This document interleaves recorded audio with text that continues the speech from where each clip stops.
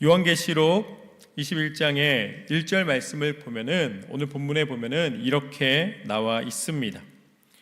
또 내가 새 하늘과 새 땅을 보니 처음 하늘과 처음 땅이 없어졌고 바다도 다시 있지 않더라. 사도 요한에게 환상 가운데 하나님께서는 이 새 하늘과 새 땅의 모습을 보여주십니다. 하나님이 천지를 창조하실 때 둘째 날에 하늘을 만드셨습니다. 그래서 하나님께서는 그 하늘을 하나님의 손으로 창조하셨고, 셋째 날에는 하나님께서 물과 뭇을 나누어서 땅과 바다를 창조하셨습니다.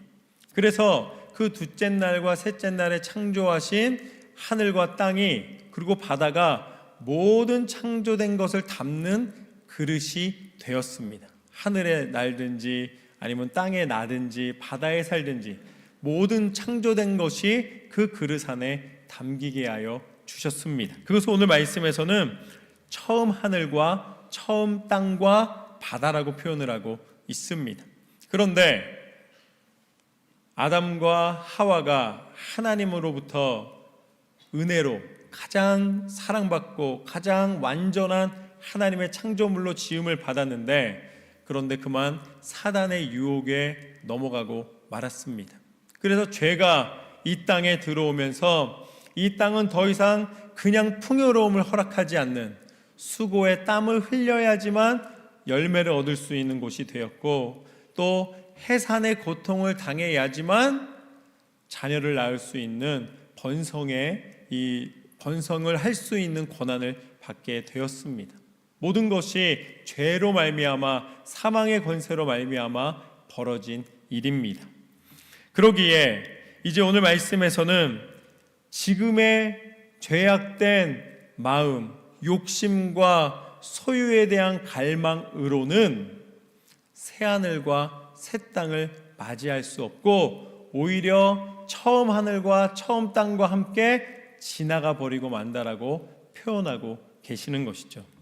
그것이 마태복음 19장 말씀을 보면 그 부자 청년의 그 만남 다음에 나온 말씀을 보면은 그것이 더 뚜렷해집니다. 마태복음 19장 24절 말씀에 보면은 예수님이 뭐라고 말씀하시냐면, 낙타가 바늘귀로 들어가는 것이 부자가 하나님의 나라에 들어가는 것보다 쉬우니라.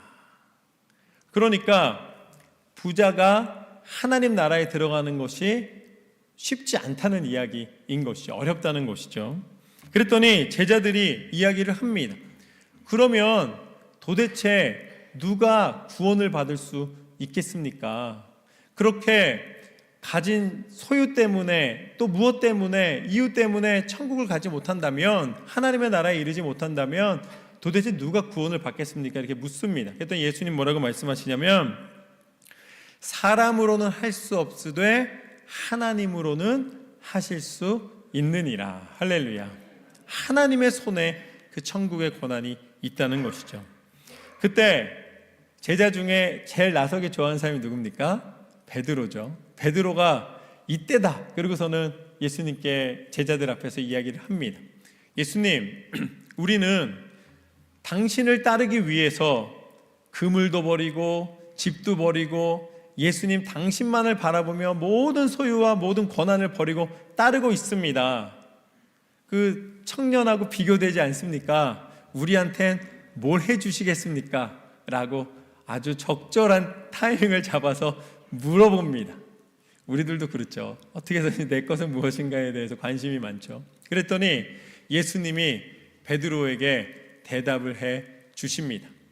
이제 너희에게 이 하나님의 나라가 이르렀을 때에 너희에게 12보좌에 앉아서 12지파를 심판할 수 있는 권한을 주겠노라. 그 12제자에게 이 신비롭고 이 위대한 하나님의 축복이 임하게 됩니다. 제자들은 아마 그때 굉장히 마음속에 뿌듯함이 있었을 것입니다. 12보좌라는 단어만 들어도 이게 거대한 우주적인 개념이기 때문에 우리가 받는 그 축복이 내가 예수님을 따를 가치가 있구나, 아마 그런 생각을 했을 것입니다. 그러면서 예수님 뭐라고 말씀하시냐면, 내 이름을 위하여 집이나 형제나 자매나 부모나 자식이나 전토를 벌인 자마다 여러 배를 받고 또 영생을 상속하리라. 그러나 먼저 된 자로서 나중되고 나중된 자로서 먼저 될 자가 많으니라. 예수님께서는 분명히 알려주십니다. 이 땅에 속한 모든 것에 기준을 두고 마음을 두지 않고 먼저 하나님의 의를 구한다면 그는 하나님의 상속자가 되고 하나님의 자녀가 되고 이 모든 권세를 허락받게 될 것이다. 하나님의 은혜가 그에게 임할 것이다. 그러면서 뭐라고 말씀하시냐면, 먼저 된 자가 나중되고 나중된 자가 먼저 되리라. 그런데 이 말씀은 우리가 많이 어디서 사용을 하냐면, 어떤 사람이 나보다 믿음이 연약했는데 믿음이 더 좋아지는 거예요. 그러면 어떻게 말합니까? 먼저 된 자가 나중되고 나중된 자가 먼저 된다, 이런 표현을 하죠. 내가 전도한 사람이 더 믿음이 좋게 보일 때 아마 이런 표현을 쓸 것입니다. 그런데 오늘 표현에서는 그렇게 가벼운 내용이 아니라는 것이죠. 먼저 된 자가 나중되고 나중된 자가 먼저 되는 자가 많다라고 표현하고 있습니다. 그 많은 사람 중에 그 당시에 바로 이 한 명이 누구냐면 바로 가룟 유다입니다. 어찌 보면 이 말씀은 가룟 유다를 통해서 우리에게 알려주시는 말씀입니다. 예수님이 나를 따르는 제자이기 때문에 너희에게는 이 땅을 심판할 때에 함께 동참할 수 있는 권한을 주시겠다고까지 말씀하셨는데, 그때 누가 있었냐면 가룟 유다가 그 자리에 같이 있었다는 거예요. 가룟 유다도 예수님의 제자로서 그 보좌에 앉아 그 놀라운 일을 행할 수 있는 이 권한을, 새하늘과 새 땅이 임하였을 때에 하나님의 은혜의 능력을 선포할 수 있는 권한을 약속받은 사람입니다. 그런데 가룟 유다는 그 영적인 그 놀라운 은혜를, 그 가치를 사모하기보다 예수님을 은 30에 파는 자신의 영적인 권한과 능력을 오히려 물질적인 소유와 권한과 바꾸는 그런 어리석은 일을 행하는 모습을 보게 됩니다. 예수님을 따랐고 그 약속을 받았지만 결국은 자기 스스로가 그것을 포기해 버리고 영적인 것이 아닌 세상적인 것, 오늘 말씀의 표현에 의하면 지나가는 것, 사라지는 것에 마음을 두고 나니까 결국은 거기에서 벗어나고 말았습니다. 파멸하고 말았습니다. 그리고 오히려 예수님을 신실하게 따르지만 12명에 들어가지 못하고 항상 그 곁에 있었던 마띠아가 제비 뽑아 예수님의 그 사도 안에 들어오게 됩니다. 우리가 무엇을 바라며 무엇을 지키며 무엇을 향하여 살아가야 하는가? 하나님의 가장 소중한 것을 우리에게 주셨을 때에 그것을 지켜내시기를 주님의 이름으로 축원합니다.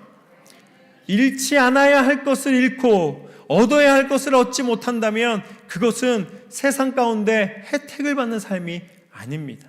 하나님은 우리를 영적인 존재로 영적인 삶을 살아가기를 원하시고 그 길을 열어주실 때에 하나님 앞에 진정한 가치를 회복하시는 삶이 되시기를 주님의 이름으로 축원합니다. 지나간 것에 미련을 두지 마시기를 주님의 이름으로 축원합니다. 이 땅의 처음 하늘과 처음 땅과 처음 바다는 지나가게 됩니다. 이것이 오늘 말씀의 첫 번째 교훈입니다. 지나가는 것에 미련을 두지 말라. 하나님은 새 하늘과 새 땅을 예비해 주시고 우리 가운데 그것을 받을 수 있도록, 우리가 맞을 수 있도록 인도해 주신다고 약속해 주셨습니다. 진짜가 기다리고 있습니다. 진짜를 받으십시오. 진짜를 사모하십시오. 진짜를 취하십시오. 더 이상 허상 속에, 욕심 속에, 내 기준 속에 헤매이는 인생이 아니라 하나님의 새하늘과 새 땅의 기준으로, 하나님 앞에 믿음의 기준으로 삶을 살아가시기를 주님의 이름으로 축원합니다. 이때 새하늘과 새 땅을 준비하며 살아가는 모습에 대하여 2절 말씀에서는 이렇게 말씀하십니다. 오늘은 좀 한 절 한 절 좀 자세하게 보겠습니다. 또 내가 보매 거룩한 성 새 예루살렘이 하나님께로부터 하늘에서 내려오니 그 준비한 것이 신부가 남편을 위하여 단장한 것 같더라. 아멘. 아마 이 말씀은 많이 읽으셨을 것입니다. 그럼 새 예루살렘은 무엇인가? 하나님께서 예비하신 곳이겠구나. 아마 이렇게 생각을 하실 텐데, 하늘과 땅 그 사이를 뭐라고 부릅니까? 우리는 공중이라고 부릅니다. 그래서 우리가 새가 날아가는 걸 보면서 공중나는 새라고 우리가 표현하는 것이죠. 그런데 이 공중에 대한 표현이 하나님께서 알려주시는 장면이 있습니다. 에베소서 2장 2절과 3절 말씀을 보면은, 그때 너희는 그 가운데서 행하며 이 세상 풍조를 따르고 공중의 권세 잡은 자를 따랐으니 곧 지금 불순종의 아들들 가운데 역사하는 영이라. 전에는 우리도 다 그 가운데서 우리의 육체의 욕심을 따라 지내며 육체와 마음에 원하는 것을 하여 다른 이들과 같이 본질상 진노의 자녀이었더니. 하나님께서는 이 사단을 뭐라고 표현하냐면 공중 권세를 잡은 자라고 표현을 합니다. 그리고 불순종의 아들, 진노의 자녀라고 표현을 하고 계십니다. 그러니까 사단은 이 땅의 모든 공중 권세를 잡은 것처럼 이 땅의 풍토와 문화와 풍조와 그 모든 사상과 개념들을 장악하고 이 땅 가운데 사람들을 오히려 세상적인 방법과 세상적인 욕심으로 세상에서 결국은 하나님 앞에 반대되는 불순종의 모습으로 마치 이긴 것처럼, 승리한 것처럼, 스스로가 높임을 받는 것처럼 착각하고 살아가게 만드는 존재라는 것이죠. 그게 공중권세 잡은 자입니다.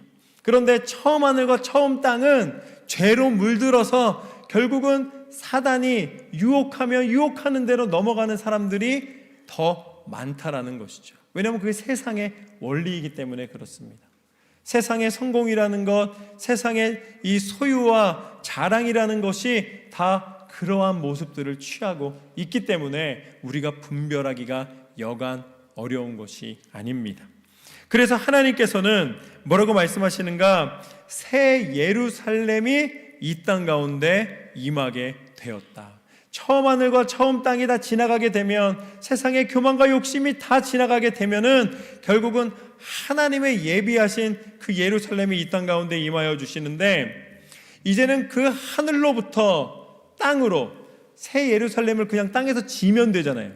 그런데 왜 굳이 이 계시록 말씀에서는 하늘로부터 임한다고 말씀하시는가? 바로 그 하늘과 땅의 모든 권세, 그 공간을 채우는 모든 하나님의 나라와 하나님의 통치와 하나님의 다스림이 그곳에 임하여 주신다는 약속의 말씀입니다. 그러기에 이제 더 이상은 세상의 권세가 우리를 좌지우지할 수가 없습니다.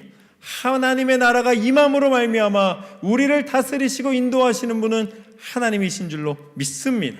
이 땅을 다스리시는 하나님의 지혜와 그 신실하심과 성실하심이 우리 가운데 임하여 주시리라. 그때가 되면은 결국 하나님의 백성에게 하나님의 의를 쫓아 살아가는, 하나님 앞에 순종하는 자에게 하나님의 은혜가 함께하여 주심을 분명히 알려 주시는 것입니다.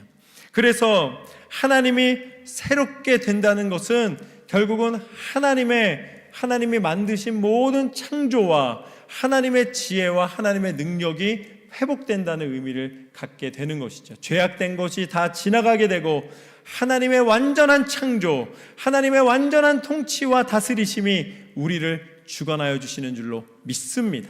그렇게 우리를 회복시켜 주시리라. 이것이 오늘 말씀의 두 번째 교훈입니다.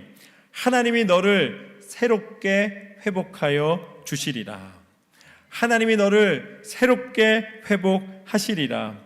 그래서 하나님의 거룩한 성 예루살렘의 회복은, 그 임하심은 하나님께서 창조의 섭리를 다시 회복하여 주신다는 약속의 말씀을 의미하게 됩니다. 그래서 이사야서 11장 6절에서 9절 말씀을 보면은 무엇이 나오냐면, 표범 이리와 어린 양이 함께 뛰어노는 장면이 나옵니다. 또 표범이 어린 염소와 함께 거니는 모습이 나옵니다. 사자가 풀을 뜯어 먹습니다. 그리고 어린아이들이 독사의 굴에 손을 넣어도 물지 않습니다. 독사가 장난쳐요. 요새 강아지 이렇게 보면은 저는 어렸을 때 강아지 되게 무서워했는데 요새 보면은 강아지 이렇게 너무 예쁘고 강아지 이렇게 물어 그래도 물지도 않아요. 물는 척 하잖아요. 그렇죠? 근데 독사한테 물어 하는 사람이 어디 있겠습니까? 그런데 하나님의 그 예루살렘 성이 임하고 하나님의 창조의 섭리가 회복되면은 하나님께서는 더 이상 다툼과 상처와 미움과 그 모든 것이 떠나가게 만들어주시고 그 안에 하나님의 참 사랑의 창조의 은혜가 회복시켜 주시는 줄로 믿습니다. 그것이 새하늘과 새 땅의 약속입니다. 이때는 하나님 뭐라고 말씀하시는가? 하나님을 아는 지식이 물이 바다 덮음같이 충만하게 되리라. 하나님의 창조하신 그 지혜와 능력이 우리를 다스리실 때에 그곳에 완전한 은혜가 임하게 되는 줄로 믿습니다. 그것을 오늘 말씀에서는 뭐라고 표현하고 있는가? 신부가 신랑을 위하여 단장한 것 같더라. 여러분, 신부가 그 여인이 가장 아름다울 때가 언제입니까? 혼인식에 이 웨딩드레스를 입고 이 신부 화장을 한 다음에 딱 쓰게 되면은 우와 이렇게 하고서는 가장 빛나는 순간을 맞이하게 되는 것이죠. 그때를 생각하면서 싹 웃음 짓는 분들이 계시는데 그때 얼마나 아름다운 모습으로 우리 성도님들 한 분 한 분이 서셨습니까? 하나님께서는 하나님의 그 거룩하신 나라가 임하신다는 것을 어떻게 말씀해 주시는가? 우리를 향한 가장 아름답고 가장 완전한 사랑으로 우리 가운데 임하여 주시는 하나님이신 줄로 믿습니다. 하나님 우리 가운데 반드시 당신의 완전한 사랑을 나타내시겠다 약속하셨습니다. 그리고 그 약속을 이루어 주신 것이죠. 그래서 3절과 4절 말씀을 보면 이렇게 나와 있습니다. 지금까지는 보았지만 이제는 듣게 됩니다. 내가 들으니 보좌에서 큰 음성이 나서 이르되 보라 하나님의 장막이 사람들과 함께 있음에 하나님이 그들과 함께 계시리니 그들은 하나님의 백성이 되고 하나님은 친히 그들과 함께 계셔서 모든 눈물을 그 눈에서 닦아주시니 다시는 사망이 없고 애통하는 것이나 곡하는 것이나 아픈 것이 다시 있지 아니하리니 처음 것들이 다 지나갔음이러라. 할렐루야. 모든 사람은 다 죽음을 맞이하게 됩니다. 육체는 죄로 말미암아 오늘 처음 것들이 다 지나갔다고 표현되는 것처럼 죽음과 함께 다 지나가 버리고 마는 것이죠. 그 지나가는 것에 대하여서 우리는 아쉬움이 있습니다. 왜냐하면 내 사랑하는 사람을 더 이상 육신을 입고 보지 못하는 그런 안타까움들이 있는 것이죠. 내 부모를, 내 자녀를, 그리고 또 내가 또 가지고 있던 내 사랑하는 많은 것들을 잃게 되는 것처럼 여깁니다. 그러나 우리가 기억해야 될 것이 있습니다. 누구도 그 죽음에서는 예외가 없다라는 것이죠. 모든 사람이 그것을 맞이한다는 것은 결국은 그것은 모든 사람에게 적용되고 있다는 말씀입니다. 대신에 육체의 죽음에 대해서는 우리가 원망하거나 시비할 필요가 없는 것입니다. 왜냐하면 모든 사람에게 이제 죄로 말미암아 공평하게 주어졌기 때문이죠. 그런데 또 한편으로는 우리가 죽음과 함께 내가 소중하게 여겼던 것이 사라진다라고 여기지만 그러나 죽음과 함께 또한 죽음을 일으키던 원인들도 다 사라지게 된다는 것이죠.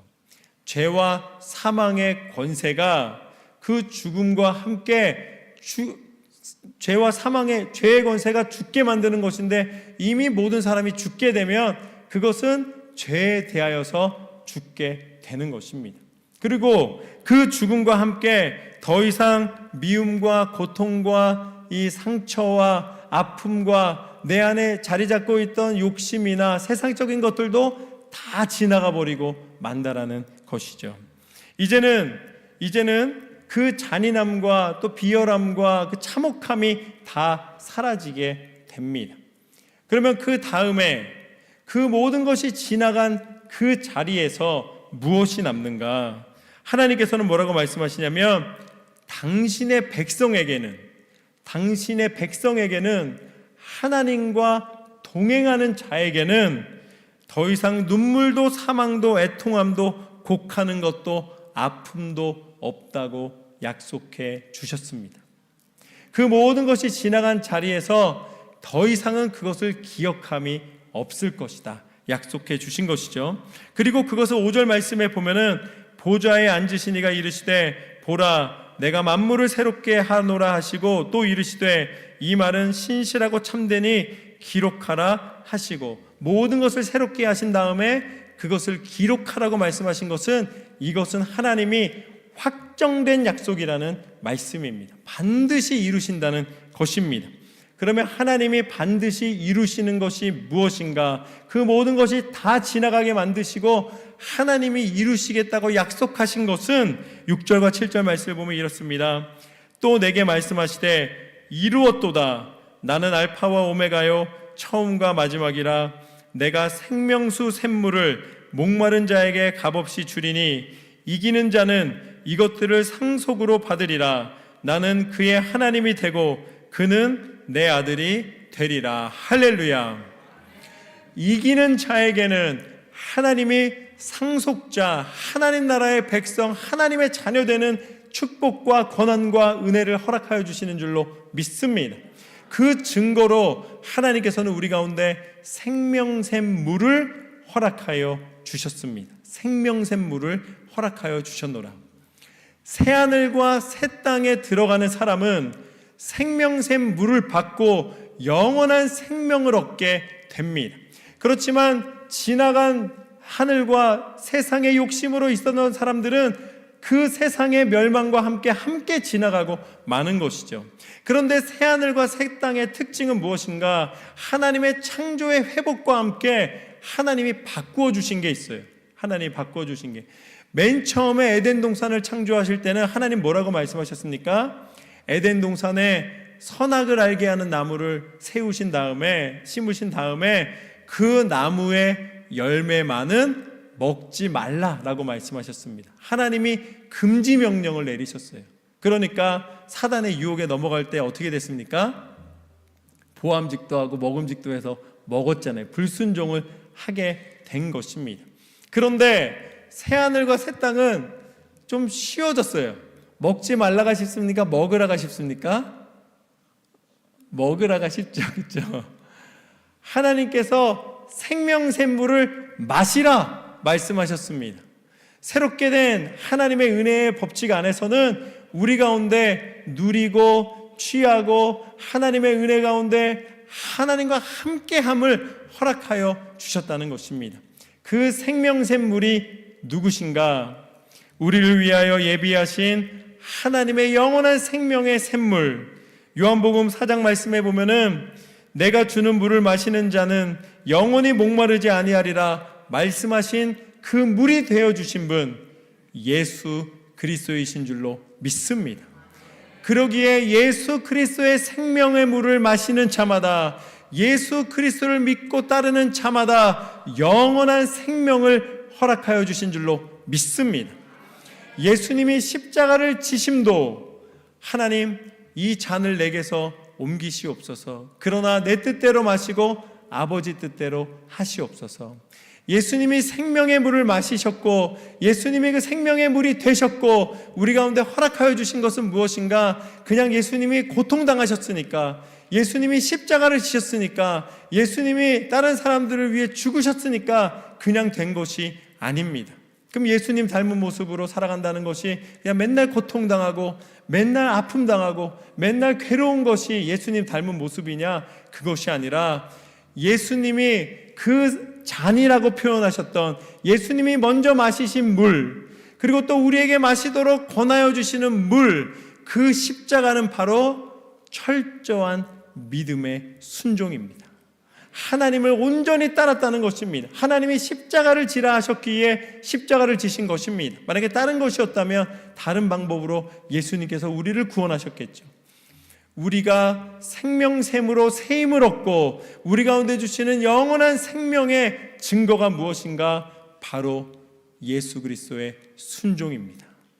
우리의 삶이 그 십자가의 순종이 나타나는 삶이 되시기를 주님의 이름으로 축원합니다. 나는 생명샘물을 마시고 영원한 생명 가운데 살아가노라 이야기하는 증거는 철저한 순종을 통해 나타나게 되는 줄로 믿습니다. 여러분의 삶 전체가 하나님 앞에 순종의 삶, 승리의 삶, 그 생명샘물을 나만 마시는 것이 아니라 이제는 예수님이 우리에게 전하여 주신 것처럼 세상에 죽어져가는 영혼들에게 전하는 삶이 되시기를 주님의 이름으로 축원합니다. 오늘 말씀을 통해 우리는 이 땅을 살아가며 진정으로 추구해야 되는 가치 있는 삶이 무엇인지를 함께 나누었습니다. 첫 번째는 무엇입니까? 첫 번째는 지나가는 것에 미련을 두지 말자. 여러분, 진정으로 가치 있는 것을 발견하시고 포기하지 않으시기를 주님의 이름으로 축원합니다. 믿음의 가치로, 새하늘과 새 땅의 가치로 살아가시기를 주님의 이름으로 축원합니다. 두 번째, 하나님이 너를 새롭게 회복하시리라. 할렐루야. 하나님께서 창조의 섭리를 다시 회복하셔서 새하늘과 새 땅을 통하여 하나님의 통치와 다스림을 나타내신 것처럼 여러분의 삶에 하나님을 인정해드리고 믿음이 회복되고 삶의 모든 신앙이 회복되는 삶이 되시기를 주님의 이름으로 축원합니다. 마지막으로 생명샘 물을 매일 마시라. 예수님이 생명샘 물이 되셨습니다. 그 말씀의 은혜를 취하시고 말씀대로 순종하시고 생명샘 물을 날마다 하나님 앞에 감사함으로 받아 마시며 순종의 삶으로 승리하시기를 주님의 이름으로 축원합니다.